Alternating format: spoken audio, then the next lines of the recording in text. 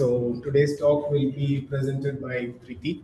She is a solutions consultant in Sahaj, has multiple publications, gives a lot of talks, quite a, quite a celebrity. She had asked me not to mention such things, so that's why I'm trying to distance myself from her. So yeah, if you have any questions, we are all here to help. The washroom is that side and the pantry is that side. You have your refreshments and things available. Yeah. Preethi. Yeah. Hey, thanks. So, hi, thanks for coming. It's a pleasure that you all could make it here on a Monday evening. Thank you so much. So, yeah, so my name is Preethi. I work with Sahaj in the data science team. I've been enthusiastic about ML related algorithms. I've also studied something similar before Sahaj. So today we'll be talking about how techniques have been evolving to make large model training accessible. Okay, so that's what today's talk is about. So training or fine tuning large models, be it vision models or language models, it's pretty resource intensive. So I mean, it's also prohibitively expensive the moment you go into larger models. So people have been working on how to make this accessible and how to make this more democratic, more usable, right, by anyone and everyone, not just someone who has a lot of GPU, who's extremely GPU rich. So people have been working primarily on two different directions. They are related but orthogonal.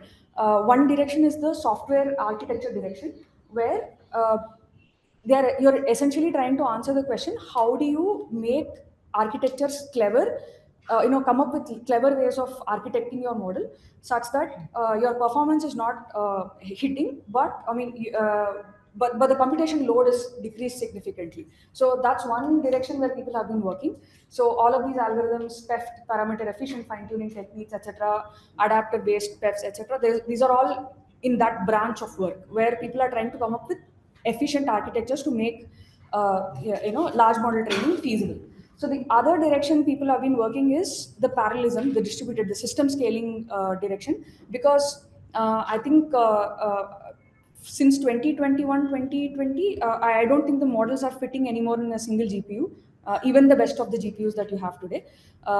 Yeah, so that you have to come up with ways to parallelize the whole process, and the amount of data that you're training on is also pretty much internet level and quite huge and infinite. So you have to also figure out how to parallelize the whole training process in terms of data also, not just how to figure out how to fit the large model into multiple machines, but also with respect to data, you have to figure out how to make it faster, because otherwise you're going to end up spending, training is going to take forever, right? So we'll cover a few milestones in these two parts.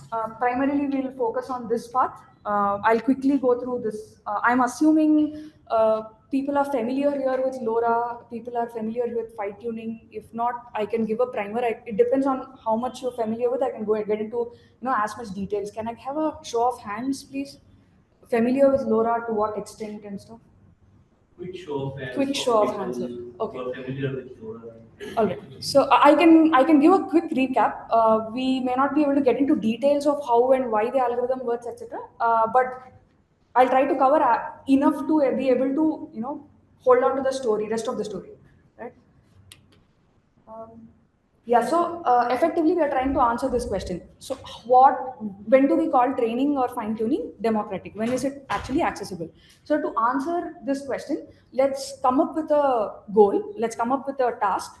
And if we are able to achieve this, I mean, we'll come up with a task that qualifies to be called democratic, or and then if we'll figure out how to achieve this task, right? So the task is fine tune a 70 billion model that's fairly large on a consumer grade hardware, something like 24 GB hardware, 4090, 3090. People are familiar with these names of GPUs. So these are 24 GB cards. So can you actually fine tune a 70 billion model on a smaller consumer grade hardware is something that we'll try to answer. We'll figure out how to make this possible through the techniques. We will evolve through the techniques and figure out how to make this possible. And this is a significant challenge because for a 70 billion model to just sit somewhere, let alone training, it requires about 140 GB space. This I'm not accounting for activation values, saving gradients, saving moments, etc. So over and above, we are talking about 400 GB of memory requirement if you want to train a 70 billion model. That's pretty huge task. And today's best case NVIDIA H100 with 80 GB VRAM, it will cost you about $40,000, which is pretty expensive, right? So, and imagine how many of them you need, right? So this is like just a 70 billion model, which is available open source for everyone to use. I'm not even talking about the commoditized models, right? So this is a significant challenge. So let's quickly get a primer of what we are trying to do. What is the necessity of fine tuning? So we have large models and we are training them on the internet amount of data. That step we are calling it pre-training, and we have some domain specific documents and data, which is private. It could be private contracts or medical records or your engineering manuals specific to your firm, etc. If you want your models to get trained on them, if you want your model to get adapted on those domain specific data, that act of adapting is called fine tuning, right? Now, one obvious question in terms of text or for that matter, even multimodal data, people might ask, why don't you prompt the whole thing away? Why don't you just give the entire data to the LLM and prompt it and ask questions? But there is a limit to it. It's exhaustive, right? Even Gemini can take only 2 million tokens. So, and you also have to face problems like needle in the haystack, etc. So it's not straightforward. So fine tuning is really not off the table, right? For some use cases, depends on your data though, but so imagine conventionally how people have been doing fine tuning. So imagine this is your neural network, okay? This is where I'm trying to abstract away things so that we'll focus on the algorithm from a bird's eye view and not get into details. So if this is a network of say let's say 10 layers, then conventionally this is how people should fine tune, where they used to freeze the initial layers and only fine tune the last layer. This is like 1 or 2 layers depending on your task. It's a very empirical test specific. So this is how people used to do conventional fine tuning. Now, if you were to take this technique or translate this techniques to today's era of large models, then let's say something as small as Llama 3.18 billion. It doesn't, first of all, qualify as a large model today. It was a large model probably in 2021 or something. So that has about 32 layers, right? The last layer itself has 218 million parameters. So if you were to replicate the same technique of conventional fine tuning on large models today, it's going to be very resource intensive, because the amount of data, memory that you require to have the model in place and train is 218 million into this 10 power 6, because let's say so many millions, and then each parameter, let's say it's a 4 byte per parameter. This is just to have the model in place, right? This is quite an expensive task. So then is when PEFT and other techniques came up. PEFT stands for parameter efficient fine tuning technique. So it's still in vogue because there are multiple PEFTs. There are multiple kinds of parameter efficient fine tuning techniques where adapter based PEFT stood out, right? Because of various reasons. People have been working on adapter based techniques, and they are still the go to algorithms to do fine tuning. Right? So the idea behind adapter-based fine-tuning techniques is the following, where instead of having to train the last layer or the last few layers of your base model, which is instead of having to train the whole of this, introduce small layers. Basically, by layer, I'm going to use the word layer and matrix interchangeably, because when I'm saying layer in a neural network, a layer is nothing but a matrix of numbers, matrix of values, weights, or whatever you call it. So introduce smaller layers called adapter layers into the base model, plug it in some way. We'll not get into details of how you want to plug it, etc. Plug it in some way and have the base model frozen, and only fine tune the or modify the weights of the adapter layers. That's the fundamental idea of adapter based fine tuning technique. So one of the key points about this technique is that the adapter layer has to be small in size. Otherwise, the whole point is lost, because you are coming from a point where you're saying it's hard for me to store all of this, right? So one small primer recap. People must have been people might be familiar with this school math. So where if you have a matrix of say 200 cross 2000, that's carrying how many parameters? About 4 lakh parameters, right? So if you would decompose that into 2 low rank matrices, I give you a rank, let's say 3. If you could decompose it, you can make it into 2 low rank matrices of the size 200 cross 3 and 3 cross 2000, each carrying 600 parameters and 6000 parameters. Effectively together they are carrying only 6600 parameters, right? So in a situation where you assume you want to transport this, you want to pass a message to someone, and your message is this matrix carrying 4 lakh parameters. Instead, if you could transfer your entire message in these two low rank matrices, and they could go back and like do the multiplication there and almost get an approximate matrix. So this was your A matrix, which you composed into two low rank matrices.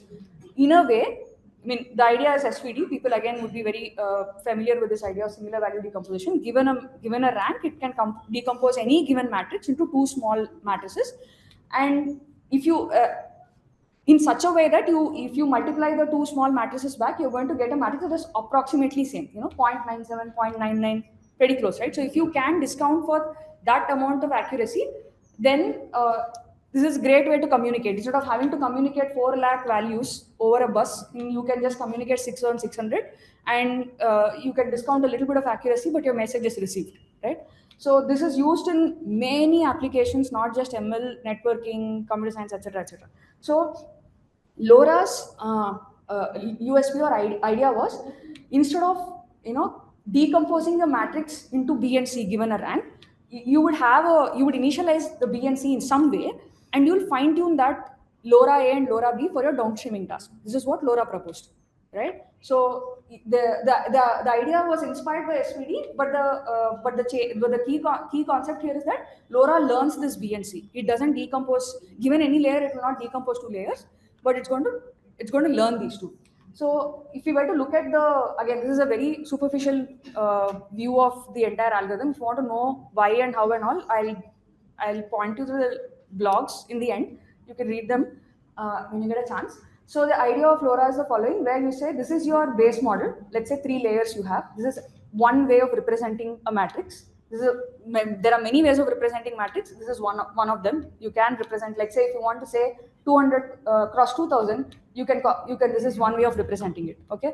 So your base model is frozen, and for chosen layers in the base model, you have your adapter layers, right? And your adapter layers are designed in such a way that the LoRa paper proposes, where you have two low rank matrices instead of one full matrix. So two low rank matrices are represented this way, right? So there are many reasons why this design makes sense. Again, not getting into details, because the output dimension of both the base model layer and the adapter layer are going to be same. It's going to be very easy to do element-wise addition and so on, right? So this is the overall architecture of LoRa. The idea is, for any given downstreaming task, this base model will be frozen and only these weights are being modified.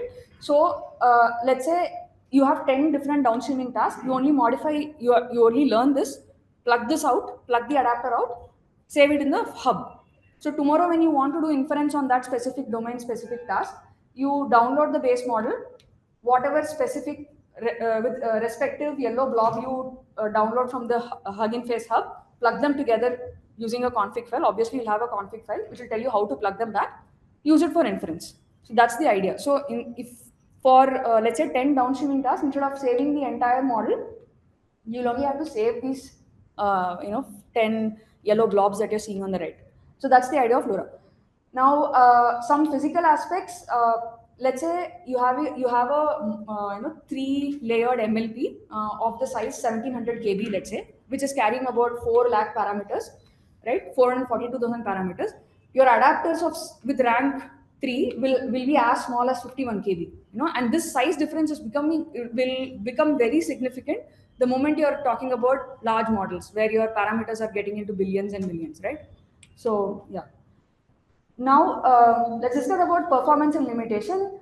Well, it's clearly storage efficient, because instead of saving the last layer of 218 million, you're only having to save the small adapters. So for a Llama 8 billion, which we initially started off as an example, instead of saving 218 million parameters for every downstreaming task, you only have to save 5 million if your rank is 2, right? Which is significant reduce. So it's compute efficient, because if you're going to fine tune fewer parameters, then you will need fewer space to store gradients, activation values, etc., etc. So compute is efficient, but memory is still inefficient, because if you have to fine tune, you will still need the entire base model and the adapter sitting somewhere. So that's still an expensive. It's quite expensive to have such a memory. So let's solve for memory. So what people did to solve for memory is the following. The obvious next idea is quantization, right? Each parameter, instead of having 4 bytes, instead of using 4 bytes to have a weight value set, why not have two bytes or 1 byte for that matter? If you can save those weights instead of in 4 bytes, if you can save them in 1 or 2 bytes, great save, right? Like you're saving half or maybe 75% in some cases. But how do you do that? So there's this library called Bits and Bytes. It's a paper by a bunch of authors from Washington University, Tim Dittmers, etc. So these guys noticed that all of these weight values in these large models, any given large model, are all lying in a normal distribution. That's what they noticed. So given that fact, they sampled 16 values from that normal distribution between -1 and 1. Right? These are these 16 values. And they said, let's map every value in the large model to one of these 16 values. Great. And then you map them, you do one-to-one mapping to a 4-digit number. Even those 4 bytes, you don't need to save -1. Suppose if your value is minus 1, instead of saving -1, you write it as 7. When you want to dequantize, then you go back and say it's -1. Okay? So because saving 7 needs much less space than saving -1, right? So the idea is to quantize the entire matrix in some form, and this kind of aggressive quantization ironically did not reduce the performance. The accuracy dropped a little, but not too much. So for the first time in the history, they were able to do a lot of experiments, which we'll see because of quantization. So one key idea is that this works for inference. You can quantize the model, use it for inference. Your accuracy may not drop, meaning you have a trained model already somewhere sitting, quantize it, use it. It may not drop greatly, it will still drop, but you can only use it for inference. You can't use it for training. Reason being the following. So if you're having all of your weights are one of these 16 values. And whether those 16 values that were taken, were they taken randomly or like there was some heuristics gain? That I have to see in the paper. At least these are the definite values. What logic did they use to come up with this? Is it uniform distribution? What distribution? Exactly, I don't know. But these are the definite values. These are the exact 16 values. Looking at them, it looks like evenly uniformly distributed. But yeah, because there are enough number of positive values, same number of negative values. So maybe uniform distribution. The exact information I do not know. Yeah, but these are called the NF normal format, normal distribution. So that's the NF4 that you see everywhere. In when you're using bits and bytes library, NF4 is visible in most places. That's nothing but this NF4 values, right? And this is mapped one-on-one to an integer because integers require much less space. So when you dequantize, you map this number 15 back to minus 0.28 and use the minus 0.28 in your computation instead of using 15, right? So now this, like coming back, this can be used for, if you're just going to quantize the model, you can only use it for inference, you can't use it to train. And the reason is the following, because if any given weight value is going to be one of these 16 discrete values, like they're absolutely discrete values, right? What does training entail? When you're training, what you're trying to answer is, for this particular loss, how much do I change this weight so that I'm moving closer to the answer? Right? So if your granularity of your weights is much higher, then it's easy to move. If the granularity of your weights is very coarse, you have to have, like, analogy is that I'll have to push it long enough or hard enough for this to fall. Whereas the amount of energy to push, the amount of change required to push the ball through a slide is much less. So the effectively weights will get modified meaningfully if they are more finer, if the precision is higher. In 16 discrete values, the precision is low because you're just saying you can only move one, you can be one of these 16 values. So if the change has to be, so if you look at these values, if you want to move the weight value from minus 2.8 to minus 0.18, the difference has to be 0.1. Like if the loss is not influencing a change of 0.1, you cannot move that weight, which will become very significant as you go into large models and with smaller and smaller gradient. So this will not work for training. So these guys, again, bits and bytes, gradient descent will fail because all your gradients will effectively be zero. None of the weights will get changed into something meaningful. So then they came up with QLoRA. Like, why not club quantization and LoRA? The idea is the base model, the frozen base model that is sitting, that will sit in the quantized format, which is the 4-bit or 2-bit or whichever format you want to save. And but your LoRA parameters will sit in that full precision, 32-bit, 4 bytes or whatever, 16 bits or anything. So every time, suppose if you are processing the first layer, you will dequantize the first layer, which is sitting in the quantized form in your secondary memory, bring it to your VRAM, do the forward computation, put it back in the secondary memory in quantized form. So this paging keeps happening. Dequantization, quantization, dequantization, quantization happening. I mean, any given time, if I want this particular layer, I dequantize it, bring it from secondary memory to my VRAM, use it, push it back to secondary memory in quantized format. So there are a bunch of errors here that, error prone is because quantization, dequantization itself is an error prone math, right? Like, because you're going to lose on the scale. So there is a little bit of error prone, but for the first time, they were able to train a 65 billion parameter model. That's about 130 GB model, unquantized, on a single 48 GB RAM, which is significant achievement, which was not possible earlier. Before QLoRA bits and bytes paper that came in 2022 or 21, this was impossible. So QLoRA made that possible, which is a significant milestone in the space of making large model training accessible to everyone, right? So this is one of the key milestones. Now, this still memory is not enough because 48 GB GPUs are still very expensive. Like, most of us can't afford that, right? Memory constraints are still very tight. Like, how? Because you can't train on longer sequences. Longer sequences means you need to have that entire longer sequence sitting in the memory. Then you will have very little space for the model. Then if your batch size is high, you'll have less space, because if your batch size is high, you'll have to make the data also sit in the RAM, right? So if your batch size is going to be small, your gradient updates are going to be noisy.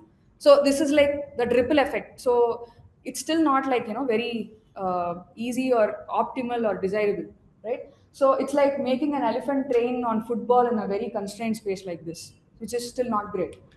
So now let's solve for time independently.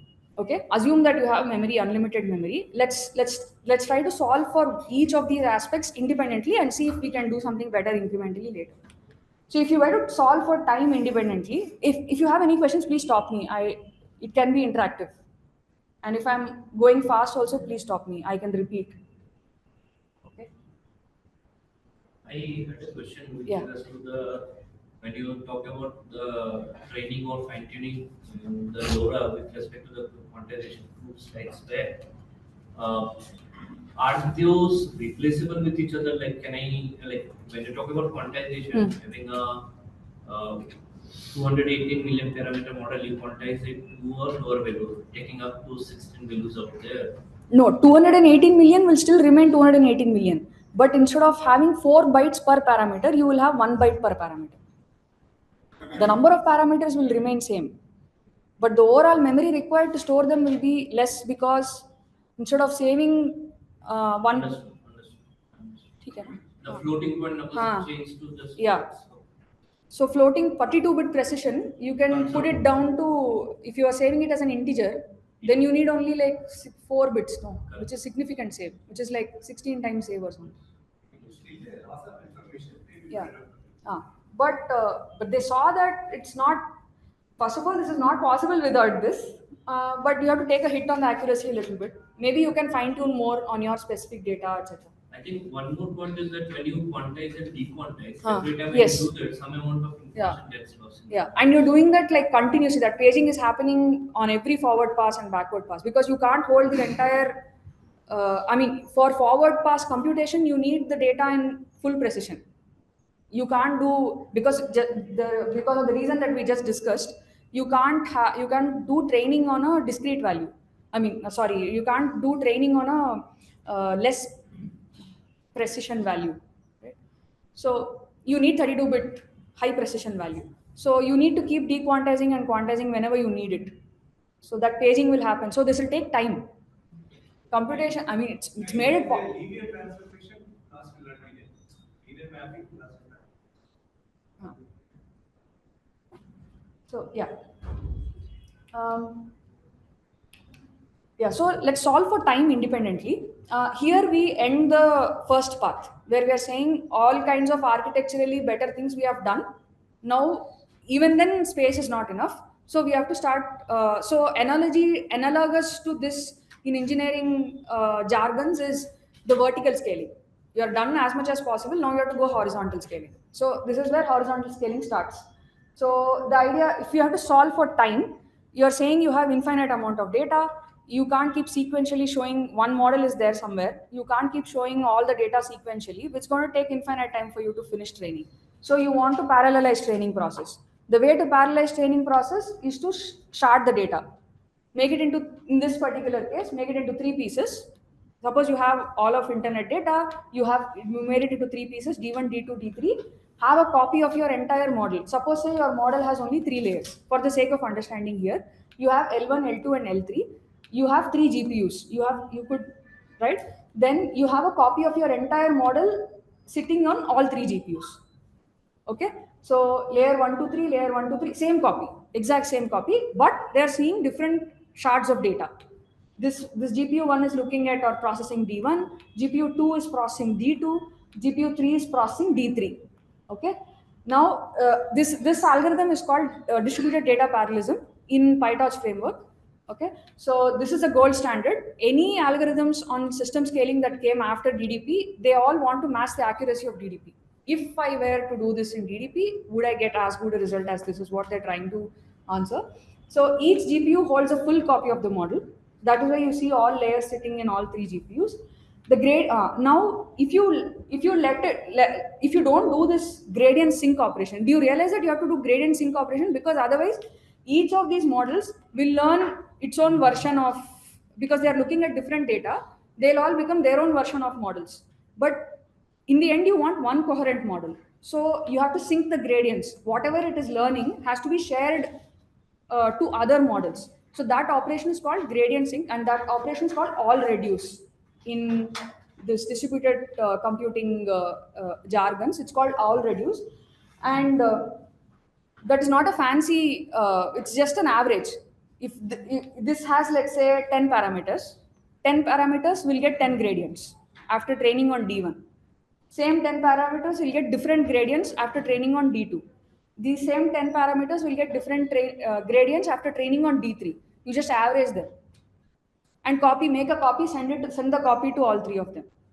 And next batch data, they will behave as if they are training on the same model. So this gradient sync operation is very important. It's called all reduce. This is implemented by this Nickel and Glue and all this NVIDIA collective collections library. Glue is on CPU. Nickel works only if you're working on CUDA. So these libraries take care of implementing these fundamental operations on firmware, the CUDA and all, like very optimized. Because averaging and all across billions of parameters, you need to do, like, we are talking only about 10 parameters for example, but if you were to have a model that is millions of parameters sitting in multiple, and you have to do gradient sync after every batch, then that operation has to be very optimized. So that is taken care by Nickel and Glue. Is it safe to say that the data when is being shared, all the data are more or less normalized across the different data sets? Because what I was wondering, let's see if the data, at least in D3, if the weights are still quite higher, when you do an average, it is more biased towards the weights of the D3. So is it safe to say, like, where the data sharded over like whatever the data that you take up would be normalized over all those three? After normalizing only we are doing the wrapping, that basically the operation where you shard the data into multiple GPUs. So this gradient sync operation is again nothing fancy. You're just averaging them across the three GPUs. So you divide by 3, you get one gradient for every data. Then you have to send that to each GPU. They have to start from that place next time, right? So what could be the problem here? Right? So the problem is that you still need the entire model to sit in one GPU. Right? Only data is being sharded. Model is not sharded. So you are having an entire copy of a model in 3 places. So this fundamentally assumes that your entire model will fit into a single GPU, which is not the case today anyway. So large models don't fit into a single GPU. So now let's solve for memory independently. Forget about time. Let's just solve for memory. Okay. Simple, very naive idea. If you were to solve for memory, what would you do? Your GPU can't hold the entire model. So you will split the model. You will shard the model. Suppose your model in our case, which is very conveniently having 3 GPUs and 3 layers, you will put layer 1 in GPU 1, layer 2 in GPU 2, and layer 3 in GPU 3. Right? So your data, there is no data sharding here. So we are only dealing with one data shard at a time. Like, okay, D1 you're dealing with that. So D1 is processed through layer 1. Then D1 is next goes to layer, because that's how neural networks work. They have to be processed in sequence. So first they work on layer 1, then they work on layer 2, then they are processed by layer 3. So this is how the model is sharded. Very naive way of sharding the model, right? Now, but what we are not, gradient sync also needs communication. This needs even more communication, because your activation values have to be communicated from GPU 1 to GPU 2 to GPU 3. And there is a lot of sync involved there. Even during back propagation, it becomes even more of an overhead, right? This has to be taken care, but this is possible. Naivest solution. Now, what's the problem here? Utility, right? At any given point of time, only one GPU is active here. Rest of the GPUs are waste, sitting idle. So there's a lot of idle time. Your GPU utility is very bad. You don't want that either. Like, you have invested so much on your GPUs, you want them running all the time. You can't have them idle anytime. So, like, if you were to look at this diagram where you have 4 GPUs, worker means GPU, let's say, and this is your first piece of data, let's say 1, and this blue color is for forward pass. You're putting it through GPU 1, putting it through GPU 2, putting it through GPU 3, and it's out, right? After coming out, you'll have to go backward pass. And let's say you need 2 units of time for backward pass. Then 1, 1, 1, 1, 1, 1, 1, 1. This is where it is done. And then the second batch of data starts being processed. So effectively, you're losing 75% of the compute. If you simply calculate the number of boxes that are idle by all the number of boxes, then 75% of it is waste. There is a communication overhead, because the moment you're saying it's like different pieces of uh, I mean, the entire forward pass has to be done for the backward pass to start. Let's say your GPU 4 is slow, then what will you do? So there are a lot of these internal problems that you have to start addressing. Once you start implementing, you'll realize that there are many problems that you have to address. But this DDP, model parallelism, all of these libraries do a pretty decent job of doing this without you having to struggle doing this on CUDA. Right? Now let's solve for memory and GPU utility. Right? Now you want to save on the idle time. You don't want to waste on the idle time. What do you do with that? Again, very naive. Next idea is pipelining. Pipelining is used in most parts of engineering, right? Like, you don't want to manufacture the entire car at a time and then do the next car. You will keep doing wheels, and then, I mean, one part after one part you'll keep doing. You'll not keep the assembly line idle, which is very expensive. So similarly, analogous to that, you don't want to keep your GPUs idle. So you divide your data into 3 micro batches in this particular case. So show micro batch 1 to layer 1.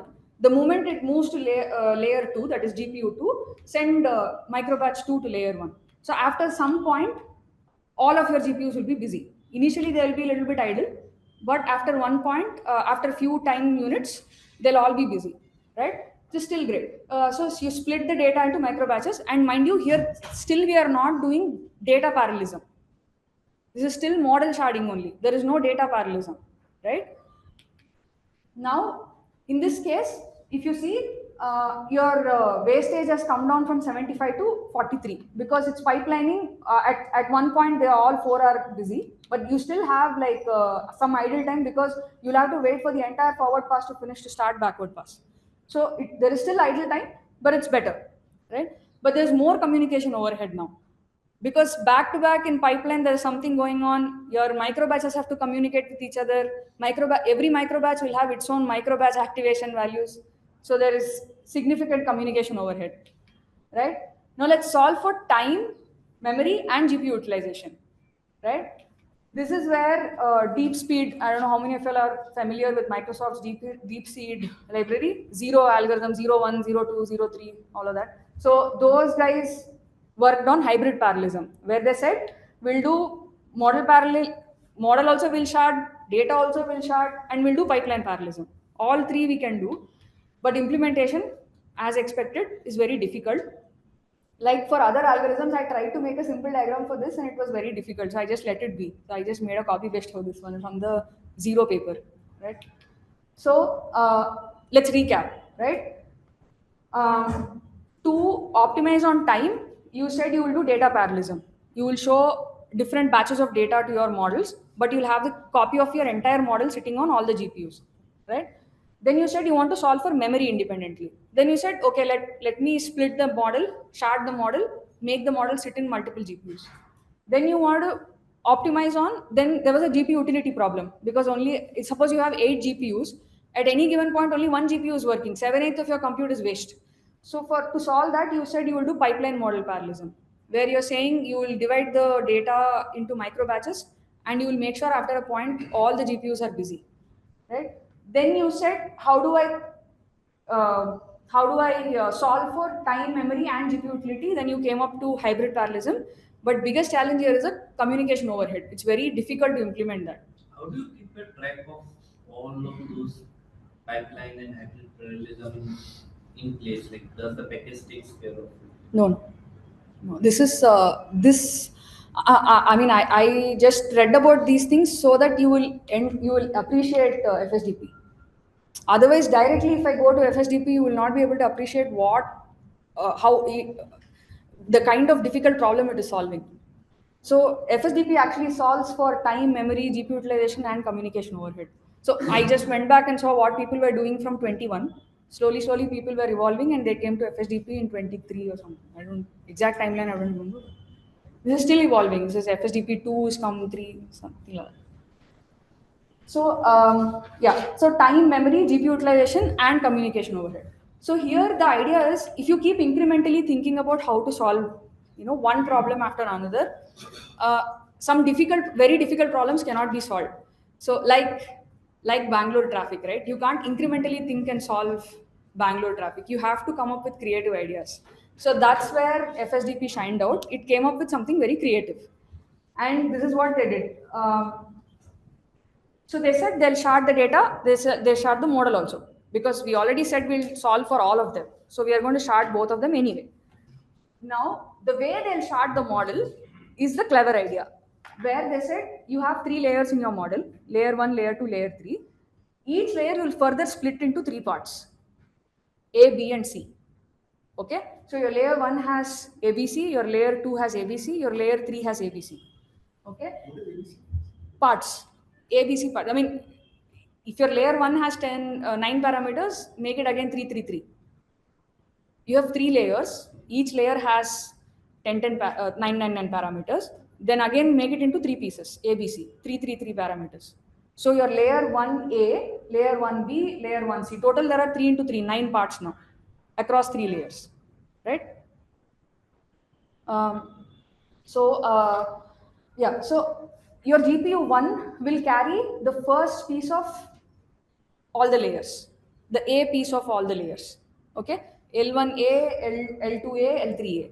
Your GPU 2 will carry the second piece of all the layers, the B piece.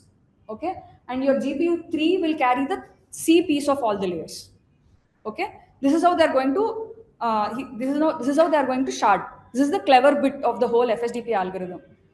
If you do this, the next challenge is, let's look at how forward pass will happen. Okay, your data is also parallel, by the way. That is clear, right? There is no question in that. They have made your data into 3 parts. This is your internet amount of data. You made it into 3 parts. You have only 3 GPUs at your disposal. D1, D2, D3 are being sent to each of these GPUs. These GPUs don't know about D1. Fully abstract. They are sharded. Okay? Is there a technique when you shard also? Is there a technique 1, 2, 3? So what point is 1, what point is 2, what point is 3? Is there a definition? What point is 1 meaning? How will you decide this is 1, this is 2, this is 3? For this particular example, I just took a simple 3 layered model. So I called this 1, 2, and 3. But in general, you can do either number of parameters divided. Actually, the FSDP wrapper takes care of it.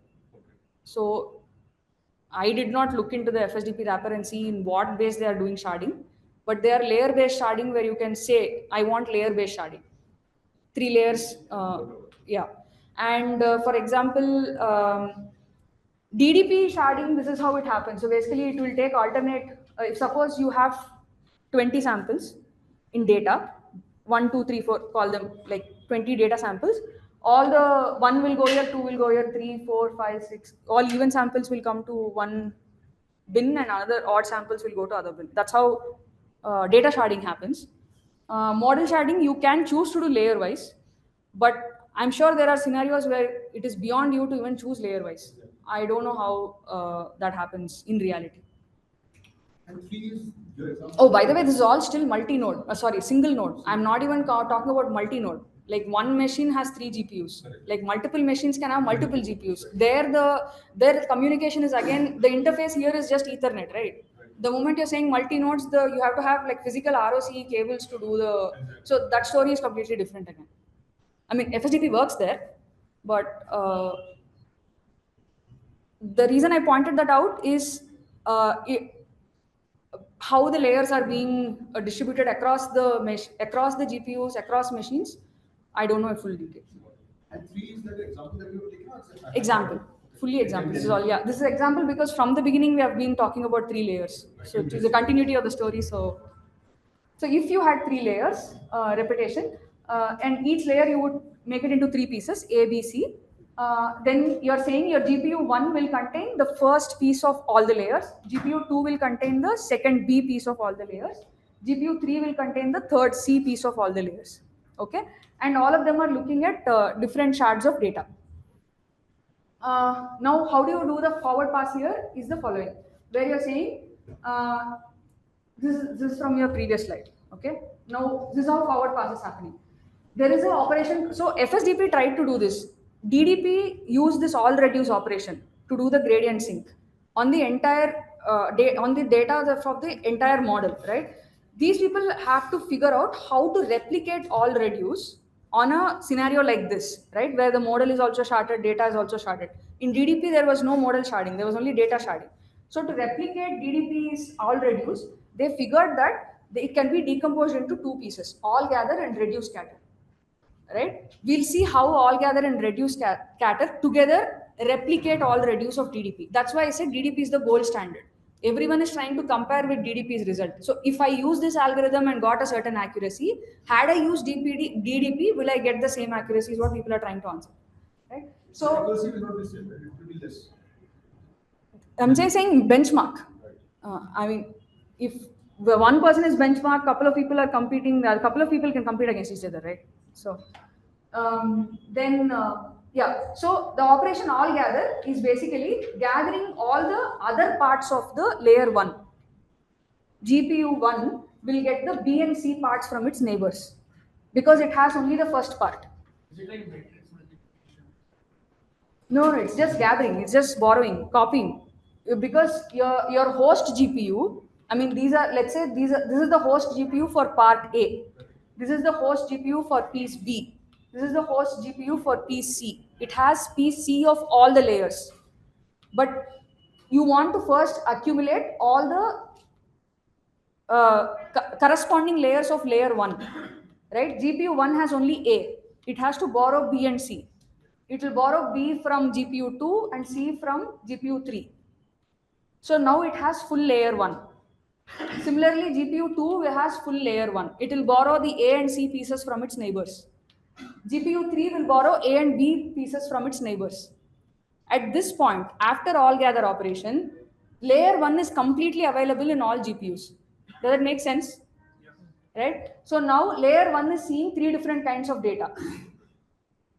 In DDP, entire model was looking at 3 different shards of data.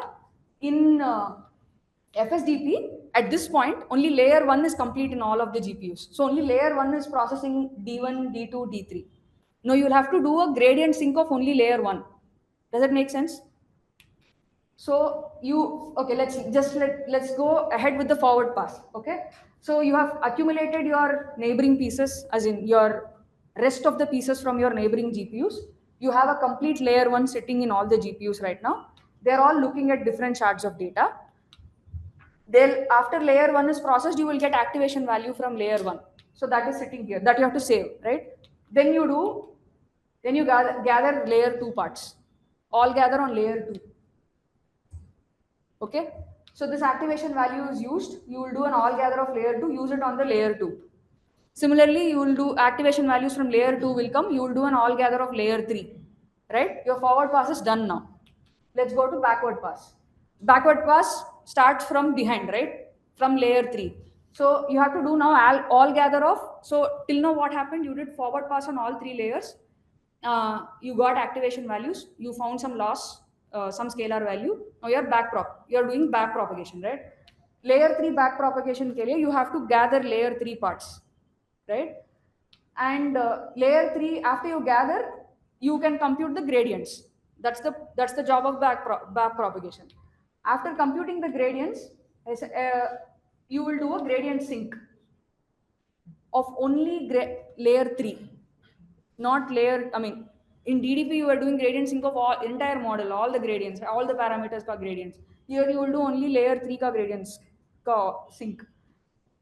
So again, sync is not fancy, it's just average, right? You have 3 gradients looking at, so basically your layer 3 is looking at D1, D2 and D3 in 3 different GPUs. You will need to sync them. So you're just averaging them and you will pass the resultant to all the GPUs. G3, G3, G3. So GPU1, GPU2, GPU3, what is that? The data is set. Yes, data is parallel. D1, D2, D3, data is parallel. Data is sharded. So they are looking at different pieces of data. And the layers are the same. No, layers are sharded also in this case. DDP layers are the same. Yeah. Here, okay, let's see GPU1, GPU2, GPU, all 3 layers are there, right? All no. So there's only A in GPU1, B in GPU2, C in GPU3. We split them further into ABCs, right? So this one, layer 1 has 3 pieces A, B, C. Layer 2 has A, B, C. Saying GPU1 will hold only the A piece of all the layers. L1A, L2A, L3A, L1B, L2B, L3B, L1C, L2C, L3C. So at every point for forward pass, you need the rest of your pieces of layers. Basically, you are parallelizing each layer. The computation of one layer, you are doing parallelly. Yes. Earlier, in DDP, we would do entire model. We would do parallel, right? Here only at any given point of time, I am doing only one layer. Parallelly Correct. being processed in forward By pass different data. with different data also. Perfect. And you will move on from, after the forward pass, you'll have to go backward pass. During backward pass, you start from layer 3, as we discussed. For backward pass also, you need to gather, right? So you do an all gather operation, gather your remaining parts of layer 3, you compute the gradients for layer 3, you get gradients G3 D1 because it is seeing D1, you get G3 D2 because it's seen only D2, you get G3 D3 because it's seen only D3. So you'll have to sync this.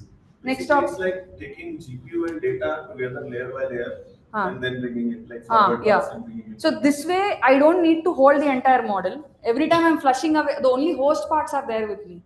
So every time, basically, I flush the borrowed parts.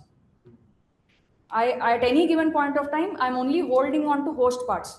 Whenever I want, I am gathering the... Gathering is you are doing for the purpose of weight separation. No, unless I gather... sorry. See, you need the entire layer, right, to do any operation. In the layer, there are 9 parameters. Layer. You can't have only 3 parameters and do away with forward pass. You need the other 6, no? So you need the entire layer sitting in one place. So you will compute the gradients, respective gradients, and you will do the gradient sync. This time only for layer 3. Then you will flush the the borrowed parts. You don't, because the whole point is you want to minimize on memory, right? So you don't have to carry the B and C and all, so you flush them off. You only keep the gradient that you're, because that is the important part. What do you do with the rest of the parameters anyway? So this is similar to DeepSeek and done, or that's slightly different? Deep speed? DeepSeek had done, right? DeepSeek? I don't know. DP or DeepSeek, I'm sure they would have used distributed training because it's a 400 billion parameter. correct. If they use FSDP or they use some other DP. distributed training algorithm, I'm not sure. Actually, the reinforcement learning. No, that happens later. This is still superficial. This is all. What you were saying here. The DP also is trying to do a lot of optimization. They're saying, okay, they have done this one. This is supervised fine tuning. After this comes RLHF. So this is still step 2. After pre-training, what's happening is this is what we're discussing right now. So we discussed backprop over layer 3. Now we are discussing backprop over layer, G3s have come. So you do the same thing with layer 2. You have to go back one step, right? So you are borrowing the parts of layer 2 from your neighbors respectively. And you will do the same gradient operation. You will repeat. You will compute the G2s. This part I mean, borrowing is actually very understand. What is this? Borrow is just copy. Basically, in this particular GPU, you have only. Ma'am, the data and metadata for each GPU will be isolated from each other, right? No, metadata has to be shared. No, Who has what information? Pointers will be there with everyone. everybody will be having the whole data. Yes. Who is the host of which parameter? Everything is in. Within one layer also there is a split. That is what it is gathering. Within one layer also, I have 3 parts, A, B, C parts. Only A I am having in GPU 1. B and C I have put in GPU 2 and GPU 3 respectively. So if I want to do any computation on layer 1, I need the rest of the parts, right? I can't just do with A. So all gather is about gathering the rest of the parts. And this operation where you're computing the backward, this is called reduce gather. So then this is just copy, right? That's all. Just gathering. Gather is literally gathering. That's it. Copy and then after that I import. And then flush it off. Yes. Flush after. Flush comes later after computing the gradients and. That we are doing to save memory, right? Yes. At any given point, you don't need to store the ones that you are not host of. So this. But, just a question. I mean, if memory was not the constraint, then we could still have all the entire layer Yes. in one GPU Yes. and still do this. Entire model in one GPU and still do this. Model, Yes, that's what DDP does. Then you don't need to do this. DDP is having a copy of the entire model in each GPU. So I'm talking about entire layer, not model. One layer. Here you are splitting the layer also. Correct. So if you can, we can still have one layer in one GPU and still do whatever we are doing. Then it When becomes we- model parallelism, model sharding, which we saw earlier. What is the problem there? There, if then we have to do pipelining or something, right? If only layer 1 was sitting in.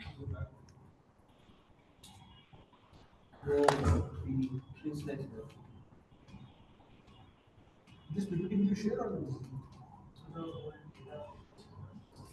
If suppose say you have the entire layer 1 sitting in one GPU. Yeah, right. So you have the main way of solving this problem is this, where you're saying your data 1 is processed by layer 1, then your data moves to, as in the activation values will move to the next GPU, where it gets processed on layer 2, then it gets processed on layer 3. The problem here is idle time. At any given point of time, only here 1/3 is used. More the GPUs, more waste of time. So around 75% their time is being wasted. The GPU utility is being wasted.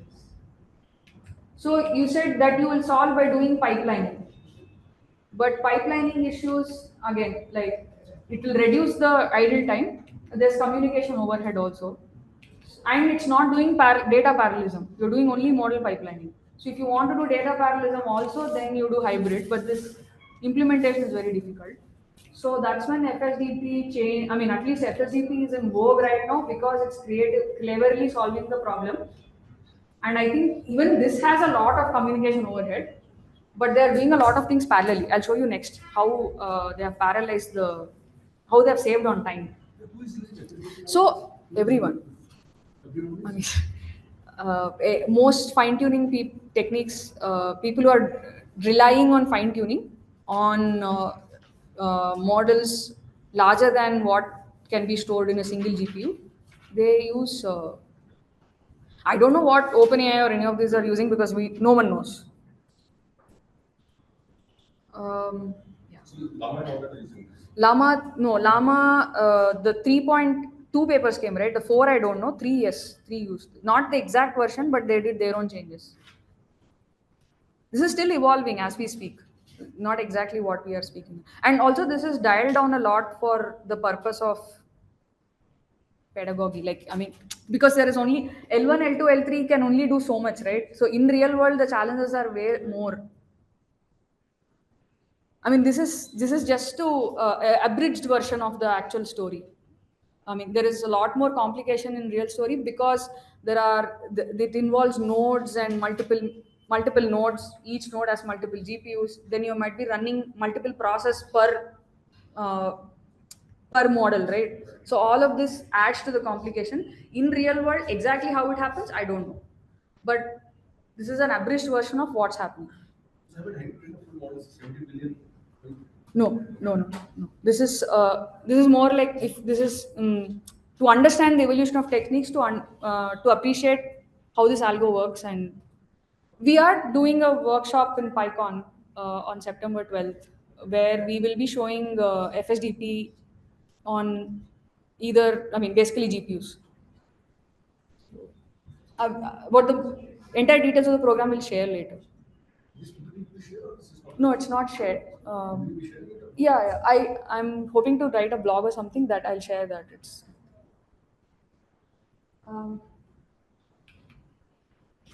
so layer we were looking at the backdrop of layer 3 and then the backdrop happens in layer 2. Right, at some point backdrop finishes in all layer 3, 2, 1. So you have all the G3, G2 and respective G1 accumulated, right? Now, once you have this, your obvious next step is how do you optimize the weights? Like you have to use the gradients to optimize your weights, right? So you will optimize your L1, L2, L3, and the story repeats for the next batch. The same thing, right? So this is FSDP. So the reason why it took off very well is because they figured out parallel operations which will not interfere with each other. That is why their communication overhead was solved, because while doing all gather of layer 2 they can simultaneously do reduce scatter of layer 1 and there is no interruption between the process.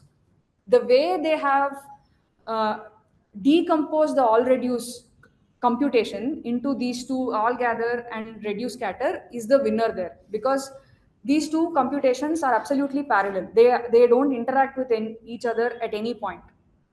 So their communication has become very efficient because of that, and also they've saved on time and stuff. So when you're doing all gather of 2, you will do reduce scatter of 1. You do all gather of 3, you will do reduce scatter of 2. On the same GPU. On the same GPU. I mean, while you're doing computation, you can do communication. All gather is communication. Reduce scatter is computation. While you're doing computation, you will do communication of other layers. While doing computation of reduce scatter of layer 2, you can start gathering layer 3, right? Your input output is being wasted. No, that you can allocate processes for your doing your input output tasks. So coming back to the original. Reduction of the idle time to be get in this particular FSD process. There's a full reduction. No, almost all GPUs are all the time used. Because every time you're gathering and you're computing, all GPUs are 100% used all the time. But when you are at the last layer, one and last minimal. Sorry, go on. when you are at the last layer, at that time there should be an idle time, right? Because not everything is engaged at that time. First and last layer, which is minimal. Yeah, okay. Yeah. Yeah. Meta. So coming back to the original diagram, where we saw that evolution of techniques is happening in two different directions. One is the architecture path, where you're trying to come up with better and better ways of architecting the model to get better performance and also reduce the computation load. On the other direction, you're doing system level scaling, where you're saying, how do I parallelize this whole process, use as much GPU, increase the GPU utility to optimal, etc. Sorry, did you cover all this?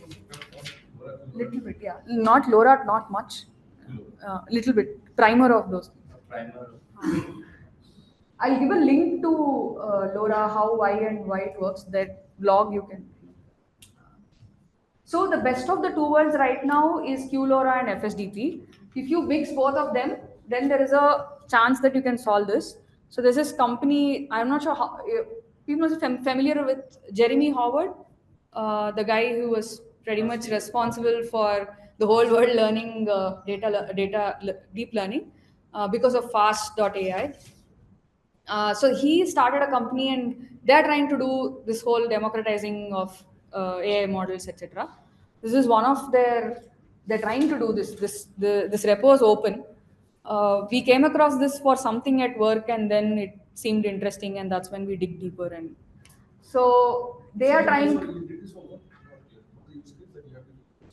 We were doing a lab experiment to see if we can fine tune something and we came across this blog.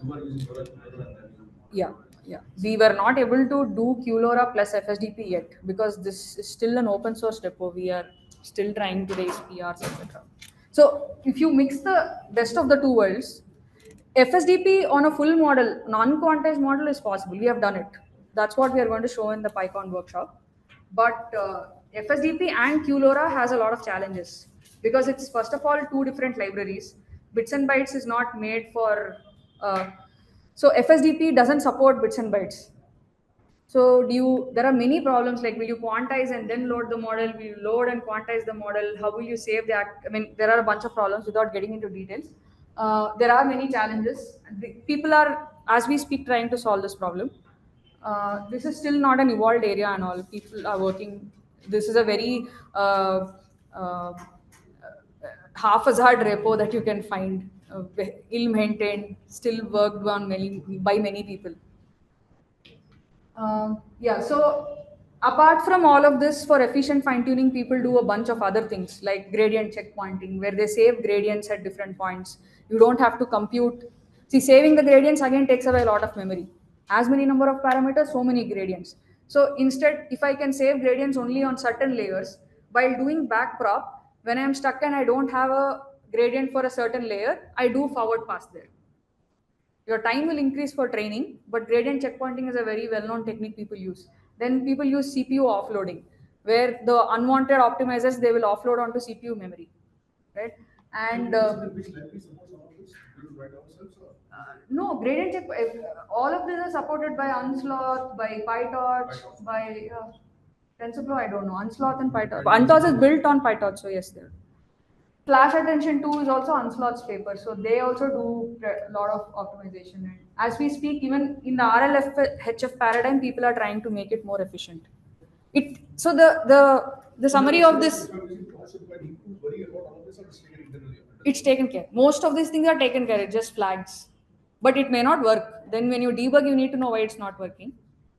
Because these are all, while we speak, they are all getting developed. Yeah.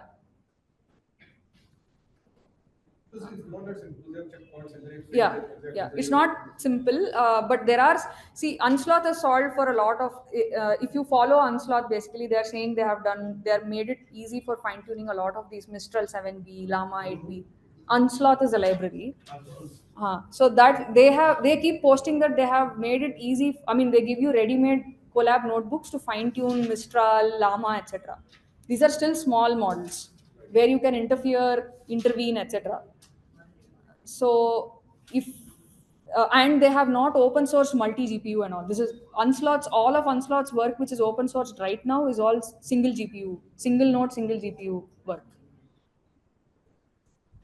UNSLOTH.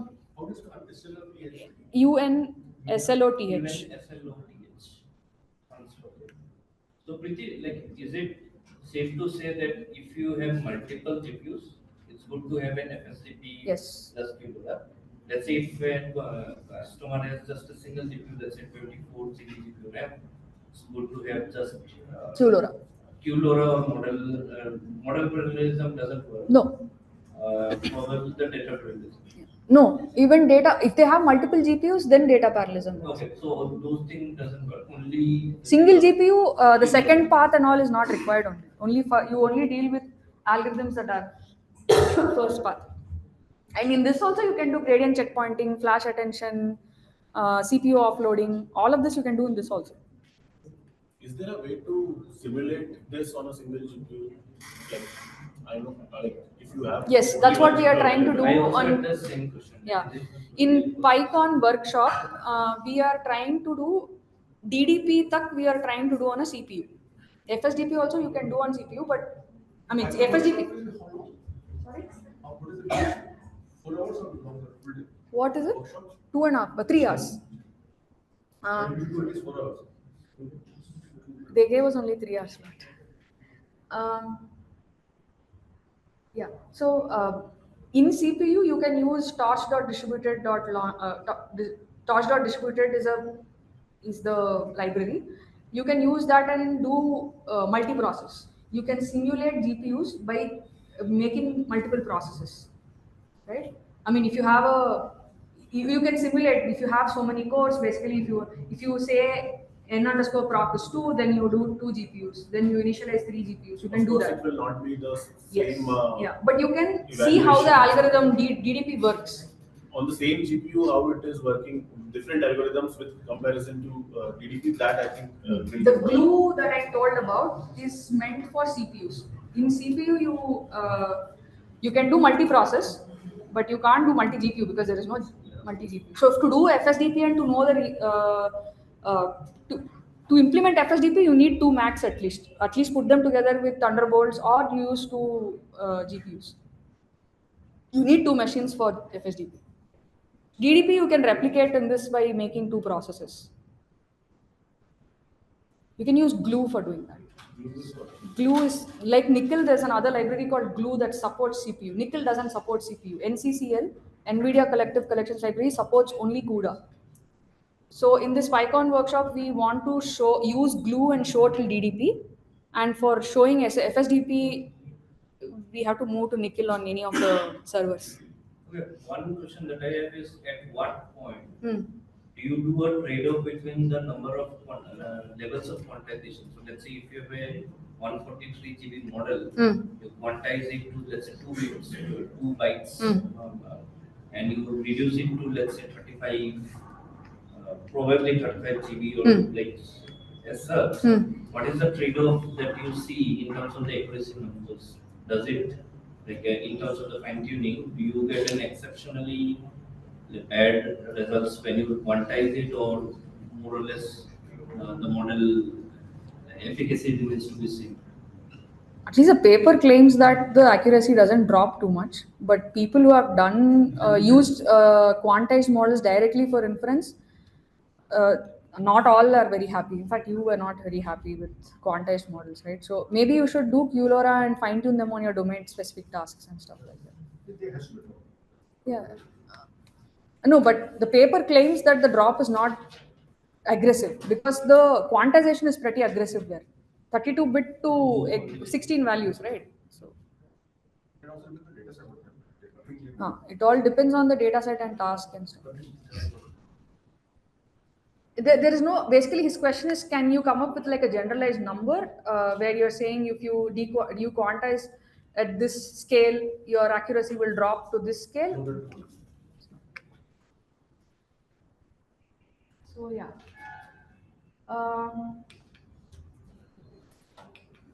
This is the link to the blogs on LoRA and the theoretical inspiration for LoRA, etc.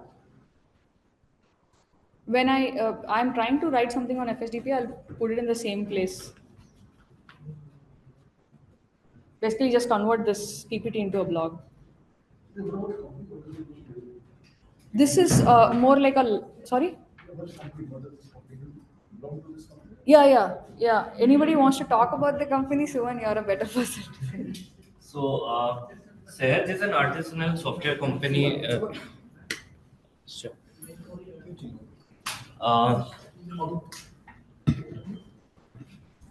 And thank you so much. Firstly, thank you so much, Preethi, for giving this talk. A question that came up, like, what do we do? Sahaj is a software, artisanal software company. We are traditionally a service-based company where we generally like talk to different clients. If the client has a certain problem at hand, they talk to us. We understand their problem statement, do a deep dive, do a detailed research on their problem statement, and then come up with a blueprint on how do we solve the problem. If they find out to be good enough, we actually take up the project and make sure that we deliver the project within a specific timelines, and then we move on to from one client to another. So ideally, we generally deal with different client problems. The domain of problem that we work around is spans all the way from computer vision to NLP. We are doing a lot of work in the generative AI space for the past 3 to 4 years. Like what? Sorry. Like what? Okay, yeah. So we were working, I'll just give you an example, right? So we were working with one of the India's largest automobile company, where the task was to build up an AI search engine. Now think of an use case. I'll just give you a very brief example, right? That particular automobile company has commercial vehicle, private vehicles, EV vehicles, right? Now think of it as you as a customer has a fleet of around 20 trucks with you. Now, if you ask a question saying that, okay, can you tell me what is the average mileage of all my trucks driven for the past 1 month? Now, what it does is that it will take up that particular user query, convert that into a natural language, convert that into an SQL. Now think of the sheer scale of it, where there would be a particular database where there would be multiple tables out there to convert that particular query and to hit that right database, and then to get an answer back, and then curate that answer back to the user in a way that is much more useful for the user, is what we build up an entire AI search engine all throughout for that particular automobile company. I think it's working well. It's in production, right? So that's just one of the use cases. We are right now working with another out of home media company where Even one question, did you not any LLM or just like, did you use any LLM? no, of course, the backend, everything is yes. So, like, just to give you answer, like there were certain LLM out there. So, let's break it down, right? So, let's say if an user asks a question, the first part of it, you have to identify what is the intent of the user, right? So, of course, you would not be going with the bigger LLMs. You would be focusing on using a smaller LLMs or an SLM, fine tune that SLM to just identify that particular intent of the user. So did you use an SLM or did you use a smaller LLM? We use a smaller LLM, but there are techniques where you can actually, depending upon the domain centric problem, you can take up that particular task, fine tune if you have a good amount of data, fine tune your SLM to do the task accordingly. Apart from that, when you do an query, What that you have done. Have you ever been a use case where you used SLM as really better than a smaller LLM? ideally we are trying out with to see if you can take up that particular SLM like Gemma 9, Gemma 3N, right? We are actually doing a lot of experiments, Preethi and all. Have you faced it? We are doing experiments, but not on production yet. We do not like until unless we are sure enough to put on production, we would rather go for those type of LLMs which are much more heavier, much more bigger LLMs where the efficacy doesn't fall much. That's one of the problem. Like on the other part, we have been trying to work with out of home media company. Like there's an OH company, but think of it where you have to ask, okay, I want to create a campaign for my users. I have this much amount of money for this particular location. Now, given this particular sentence, how do you take up those information, take that information, convert that into a structure format? The structure format goes into a particular, let's say a KPI, which extract the information and loads those information in a visually representative dashboard. Think of the But did you not use any agentic framework to solve this? sorry. Any agentic framework did you not use to solve this? Like We just got this we started off this project. The framework that we are right now using is LangGraph and Agno. So we are in the process of using those agentic framework right now. So we just started off this project, but since you asked like what are the different applications that we have been using up, some of those. Okay. But you only do AI projects or you do other turnkey projects also? Is it? Sorry. Only AI projects or any turnkey projects? We do not restrict ourselves. If a particular customer has a particular problem in it, be it AI, be it engineering, right? Anything related to engineering and AI, if we believe like the customer does have a pain point, and when we talk to the customer, understand their pain points, if both our vision aligns accordingly, we then like work together. We consider like those clients as our partners, right? We work hand in hand just to solve this problem so that we understand the problem properly and ensure that the best practices and the best software are being used to deliver the project. Since you know what best practices, how about differentiating between which hyperscaler to use, and is that a mandate in the client or you use it generally? So ideally, the client expect us like it's a free like where the client says that okay, if you are if a client requirement is to just as an AI example, I'm not talking about the engineering, but let's say if the customer says that okay, we would rather prefer to use TensorFlow rather than PyTorch, we are totally open to that. We are open to all of that. We are open to all of that. Like we do not restrict ourselves. If the client is, if the entire server in the database is in AWS, we generally. So all of us out there, we call ourselves solution consultant. We generally expect all of us to know the abyss of all the technologies. People, yeah, sorry, go on. People come up with the specific needs. I said they'll have AWS, so use them. Or there have been companies where they specifically said our data, we want our data to be fully private. Better to Yeah, we so wanted there to- has been certain questions like a lot of companies do have concerns about their data not going out, right? So we of course give them the proposal of hosting up on their own like private LLMs or hosting it on their own private cloud as well. So we never restrict ourselves to any of the whatever the client asks us as a solution to be delivered. We custom we do a custom proposal of those solutions and then talk to our clients, see what is the middle ground on top of that, and then we start. We sometimes unpersuade them from using AI also, because some people just come and say we want to use AI without. I mean, that may not be the optimal solution. So We do not expect them to always use AI. Like, as we say, we are more of partners. Solutions. We would not force them to use any AI.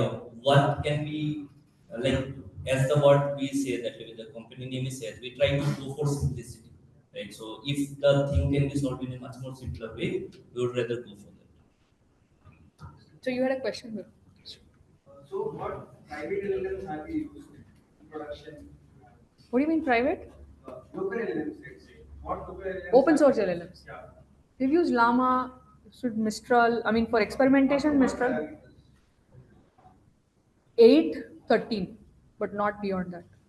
I mean, for fine-tuning purposes, experiments have been done only on 8 and 13. 8 successfully, 13 not so successfully.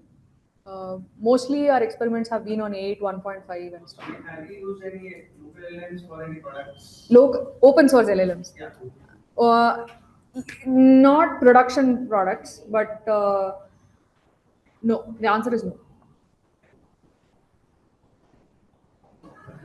Because open source LLMs, to host them, unless there is enough volume, it's going to be very expensive.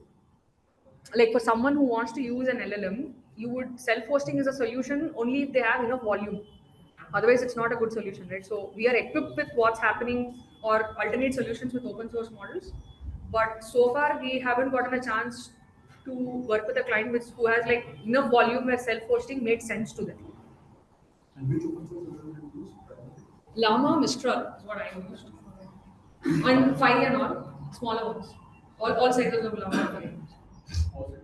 Of Llama, 5, 1.5, 5, 3. Again, these are all experimental stuff, not used for anyone. We have locally, as in office, we have some applications where we try to summarize Slack channel chats or so that we've used 5 and some question answers.